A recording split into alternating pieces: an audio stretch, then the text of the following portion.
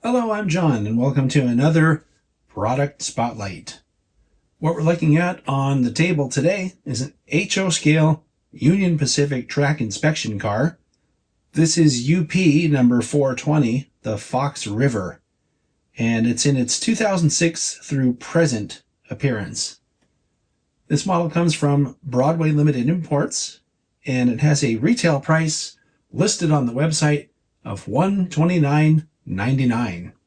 I'm borrowing it from my friend Murph, who was able to find it for $114.95. So the price on the website is an MSRP, $129.99. And I should mention also on the website, it comes in more than one version. So you want to check the website, see if they have the version or versions you want, and then shop around for the price, because the price tag on this one that I'm borrowing from Murph is only $114.95. So you'll probably be able to find it for less if you shop around. According to the website, this car will work on code 70, code 83, and code 100 rail, and it has a minimum operating radius of 18 inches. The model comes packed in a very sturdy cardboard box, and then in this two-piece plastic cradle, it has a double-sided paper that shows you the light controls, how to turn the lights on and off, which we'll be looking at that later. And then also it has disassembly and maintenance instructions here, a little card with some warranty information, and then of course you see here an exploded view drawing with all the parts. The paint and markings on this model are both really well done. There's no fuzziness in the separation lines between any of the colors, and the model has separately applied detail like these grabs here, and also on this side, the grabs are separately applied. And something else I'm noticing is that there's a little sort of very thin black treatment around each window that looks like sort of a gasket. So that's also really well done. Kind of makes the windows pop a little bit. And then there's a separately applied part here. I think that's a mirror on the prototype. Something else really cool is there's a lot of detail in the trucks, as you can see from this angle. And the detail that shows from the underside of the car is different on each side. So pay attention to what all this detail down here looks like on this side. And when we look at the other side, you'll see it's different. So I'm going to refer to this end of the model as the front, and I'll explain why when we look at the other end. But from this angle, you can see that there's also some separately applied detail up here that sort of bridges the side and the roof. We'll look at the roof detail in a minute. But also I want to point out, you can see on the end of the car, it looks like you have some steam lines here, separately applied. The diaphragm is a separately applied part. It doesn't appear to be a working diaphragm, but it looks really good. Here's a little bit closer view of the other angle of this end of the car, and I wanted to show you this just to give you an idea of how much depth there is to this vestibule. Here's a look at the other side of the car, and just as I told you, the detail that's showing from the bottom, so the underside detail that's visible from here, is in fact very different from what we saw on the side we looked at in the first place. And here's a look at the back of the car. And this is why I said this is the back of the car and the other side is the front of the car, because this really would only be seen as the last car on a train, and there would be people in there looking out. I've seen these kind of cars on the prototype trains before on officer specials. It might have even been this Fox River, the one I'm thinking of. Honestly, I don't remember, and I'd have to go back in my archives to check, but this is a really cool prototype, and this would always be on the end of the car so people could look out that theater window. And here's a look at the other angle of the rear of the car. And you can see, if you look sort of inside the car here, you can see a couple of little chairs. It has 4 of those chairs across the back. So that would be where you'd see people sitting looking out the window. Here's a look at the roof detail.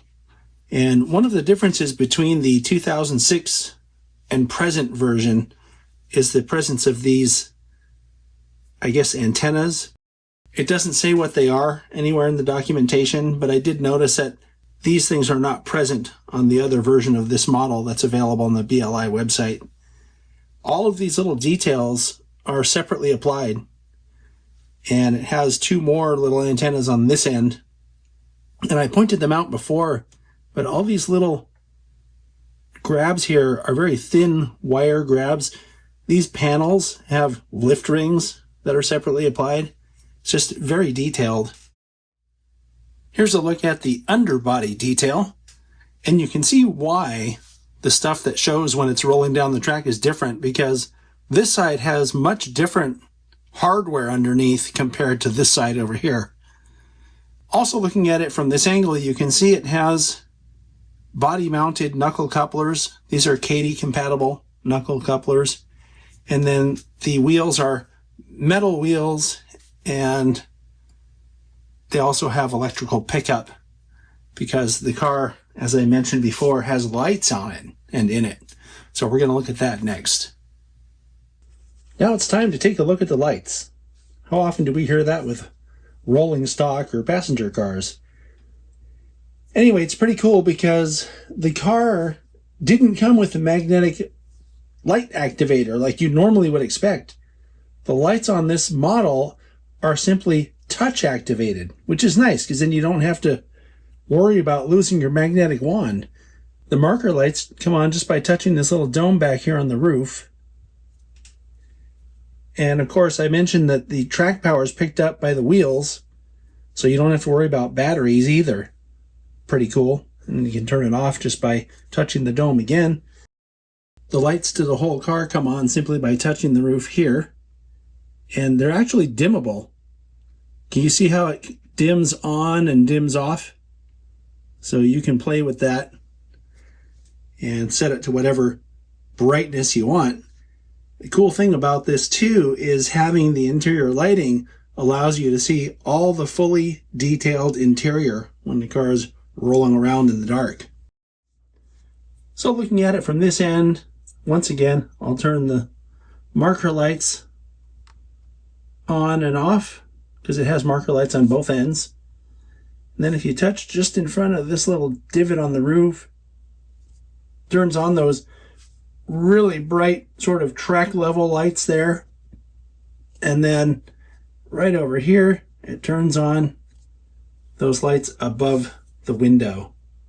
So there's a lot of lights on this model. The model weighs about 6.2 ounces. According to my cheat sheet, the recommended weight is probably, well, that's 6.5, and it's about another inch past that. So I'm going to say probably pretty close to 7 ounces. This is a very cool model of an unusual prototype. And I have to admit, when I first opened it up and couldn't find a light wand, I was kind of concerned about that. Then I read the instruction and it's like, oh, I see, you just touched the model. I think that's a really cool feature because what do you do if you lose your light wand? I mean, I guess you could buy a new light wand or just use any magnet, but by not needing a light wand, all you have to do is touch the car with your finger. That's really cool. I think it would be really cool if other manufacturers went to that kind of system too, just for simplicity's sake. It's less stuff to lose, less stuff to pack, that kind of thing. And anyway, the details on it are really good. It has more lighting features, I think, than anybody could expect from a passenger car or this type of a car. When I look at it and think, well, it would be cool if it just had the interior lights light up, but they put on those inspection lights and everything else too, marker lights.